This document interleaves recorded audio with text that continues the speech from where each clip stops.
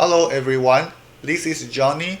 In today's video, we are going to talk about Python tuples. Tuples and lists are similar in many different ways. For example, tuples allow you to combine multiple values together into one single variable just like lists. However, there is one big difference between tuples and lists, which I will talk about later in this video. So first, let's see how to create tuples in Python. Unlike lists, which are created using square brackets, Python tuples are created using round brackets.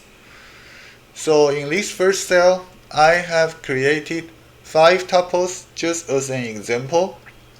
Tuple 1 contains all integers, tuple 2 contains all floating points, tuple 3 contains all Boolean values, tuple 4 contains all string values, and then tuple 5 contains a mixture of different data types. So as you can see, the data type of all these 5 tuples are class tuples, and their values are printed out if we simply print each variables. One thing that we need to pay attention, if we want to create a tuple with only one element, we need to add a comma at the end. So over here I have an example, tuple 6 and tuple 7. While tuple 6 just equal to a round bracket of 1, tuple 7 has a comma after the 1. So if we check the data type of tuple 6 and the data type of tuple 7, you can see that tuple 6 will be assigned to an integer, and then tuple 7 will be assigned to a tuple.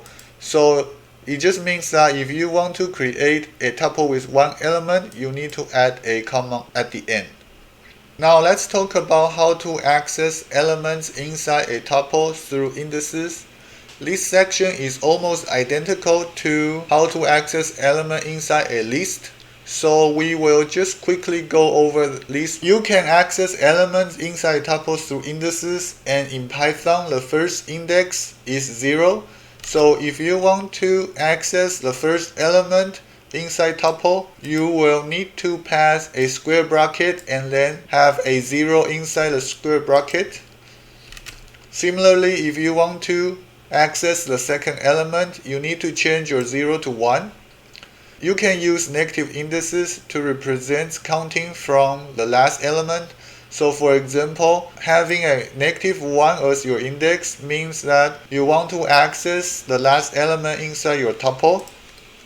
Negative 2 means that you want to access the second to the last element inside your tuple. You can also select a range of elements using column syntax. So in Python, if you passing, in this example, 3 column 6, it will print out the element with index 3, index 4, index 5, but it will exclude the element with index 6. Essentially, it will start with the first index but excluding the element with the second index.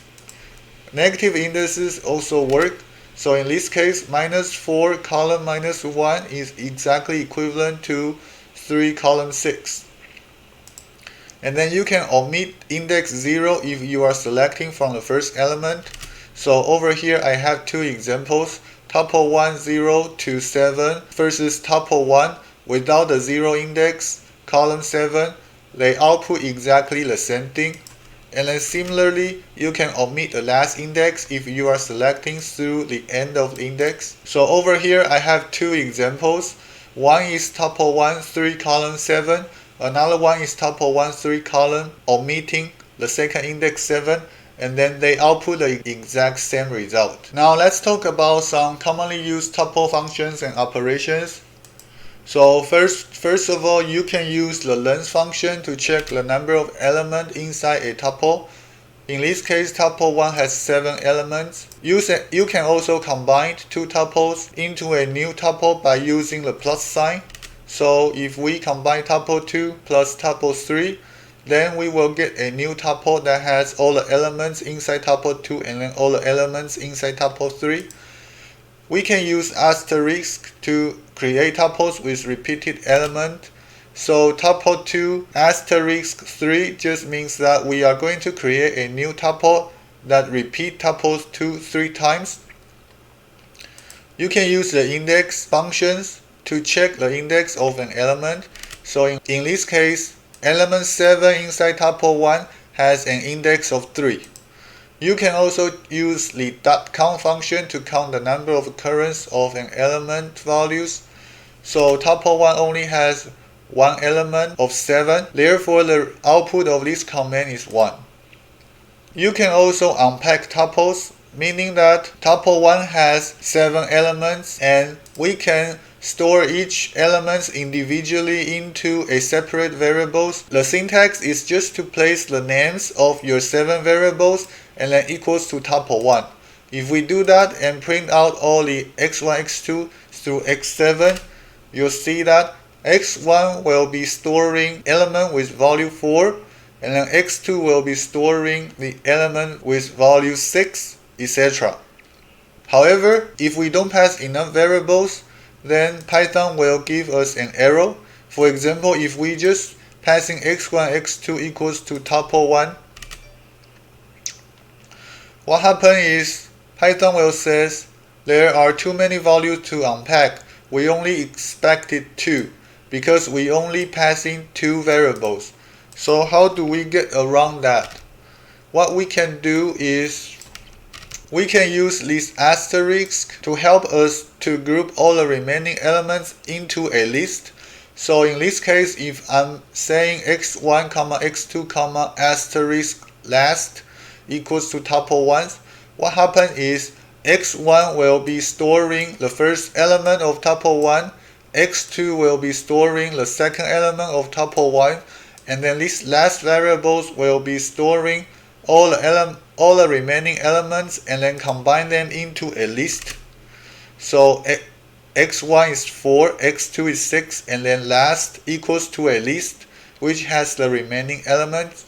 Now this asterisk, you don't need to put it onto the last variables. You can put it into the middle variable as well. So in this case, x1 will be storing the first element of tuple 1. This last variable will be storing the last element of tuple 1. And then all the remaining middle elements will be storing in this middle variable and then combine into a list. So just like that, x1 equals to 4, last equals to 10, and then middle has all the remaining middle elements inside a list. Lastly, I want to talk about the biggest difference between tuples and lists, which is that tuples are immutable, meaning that once you create a tuple, you cannot change the element inside the tuple. This is different than the list. Once you create a list, you can append elements into a list, you can insert elements into a list, you can remove elements from a list, but you cannot do that with tuples. So over here, I'm including some functions that do not work on tuples. If we pass an append function into a tuple, then you can see that we are getting an error. It's saying that tuple object has no attribute append. Similarly, if we want to insert an element inside a tuple, we will get an error too.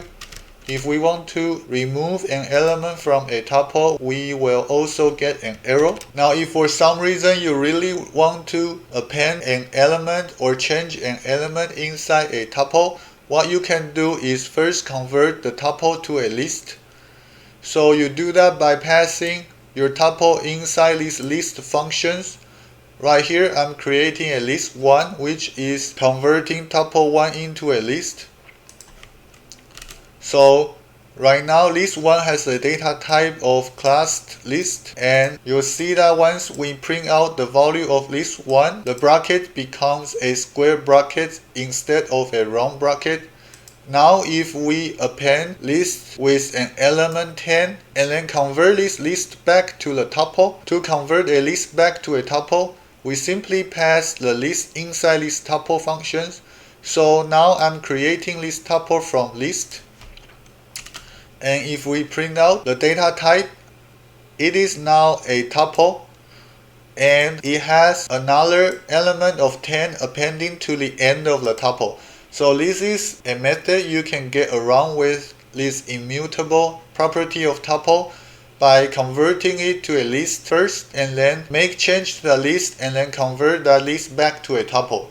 but I wouldn't recommend you to do that. If you want to store a collection of variables and then anticipate to change that in the future, you should start with a list to begin with. That's pretty much it for all I want to cover on Python tuples. Let me know if you have any more questions. You can leave it in the comment section below.